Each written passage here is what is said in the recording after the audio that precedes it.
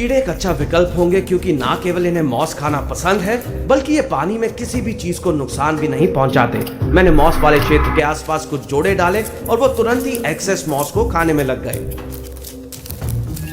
लेकिन क्रिकेट्स में से एक ने गलती कर दी। वो रेत पर आराम कर रहे एक हर्मिट क्रैब की ओर चला गया। वैसे हर्मिट क्रैब आमतौर पर शांत रहते हैं, लेकिन अगर उन्हें खतरा महसूस होता है तो वो अपने तीखे पंजों का इस्तेमाल करते हैं। क्रिकेट अपने विनाश की ओर बढ़ रहा था। पलक झपकते ही क्रैब ने मुड़कर क्रिकेट को देखा। हर्मिट क्रैब और करीब आता गया। आखिरकार उसने क्रिकेट को थपथपाया, लेकिन शुक्र है कि क्रैब को ज्यादा खतरा महसूस नहीं हुआ और उसने अपना काम जारी रखने का फैसला किया। वो बाल बाल ही बचा। बेहतर होगा कि आप फिर से मॉस खाने में ही लग जाएं। कुछ दिन और बीत गए और आज मैं समुद्र के किनारे एक एक्सट्रीम सी साइड वेदर को सिमुलेट करना चाहता था।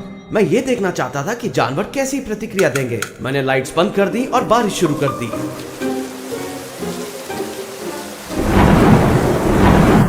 हर्मिट क्रैब बहुत खुश नहीं थे और उन्हें तुरंत बड़े लॉक के नीचे छिपना पड़ा। लेकिन जानवरों के लिए बारिश परेशान करने वाली होने के बावजूद ये वास्तव में बहुत महत्वपूर्ण है, क्योंकि समय के साथ खारा पानी बहुत नमकीन हो जाता है और मीठे पानी की बारिश इसे सही सैलिनिटी के स्तर तक ले जाती है। समुद्र तटों पर आंधी के दौरान लहरें काफी बड़ी हो जाती हैं, इसलिए ये सिमुलेट करने के लिए मैंने समुद्र के किनारे एक पानी का पंप भी लगाया। पानी अब तेजी से बह रहा था और गोभी मछली को बहाव से बचने के लिए चट्टानों के नीचे छिपना पड़ा। अपने खोलों में छिपे हुए हर्मिट क्रैब्स भी थोड़ा इधर उधर उछल रहे थे, लेकिन स्नेल्स के लिए सौभाग्य की बात थी कि वो दीवार पर चढ़ने में कामयाब रहे और इन एक्सट्रीम वाटर कंडीशन से बच गए। थोड़ी देर बाद मैंने पंप हटा दिया, बारिश बंद कर दी और लाइटें वापस ऑन कर दी। तूफान अब खत्म हो गया था।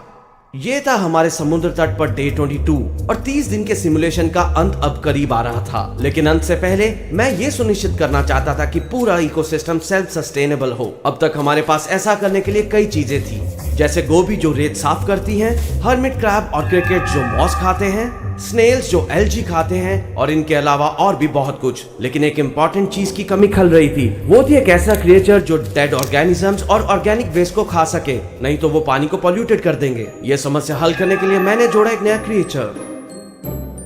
तो पेश है कैमल श्रिम्प। इस समुद्र में मेरे द्वारा जोड़े जाने वाले ये अब तक का सबसे अच्छा दिखने वाला जानवर है। आप खुद ही देख ले।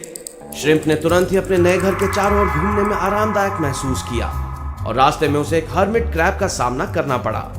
छोटा क्रैब पहले तो डरा हुआ लग रहा था और वो अपने खोल में छिप गया, लेकिन जल्द ही दोनों जीव दोस्त बन गए। श्रिम्प तेजी से समुद्र का राजा बन गया। जहां भी वो जाता, मछली जैसे अन्य जानवर उसके रास्ते से हट जाते थे। लेकिन जल्द ही श्रिम्प को आराम करने के लिए इस चट्टान पर एक सुकून भरी जगह मिल गई।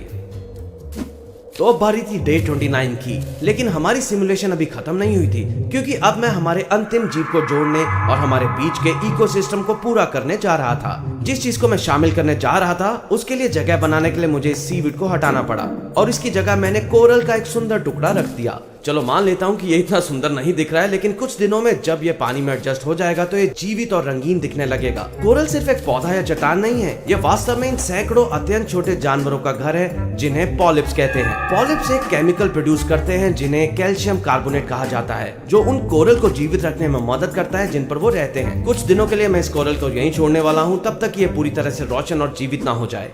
डे 30 के दौरान हर जानवर, जिसमें हर्मिट क्रैब्स, गोभी, snails, marine crabs, cricket, shrimp और पौधे शामिल हैं, सभी एक दूसरे के साथ शांति से रह रहे हैं एक सेल्फ सस्टेनेबल इकोसिस्टम में। वीडियो देखने के लिए धन्यवाद और मैं आपको बता दूं कि मैं YouTube पर बहुत नया हूं और ये मेरा सिर्फ दूसरा वीडियो है, इसलिए प्लीज मेरे चैनल को सब्सक्राइब करें। इससे मुझे ये जानने में मदद मिलेगी कि आपको ऐसी वीडियोस पसंद है।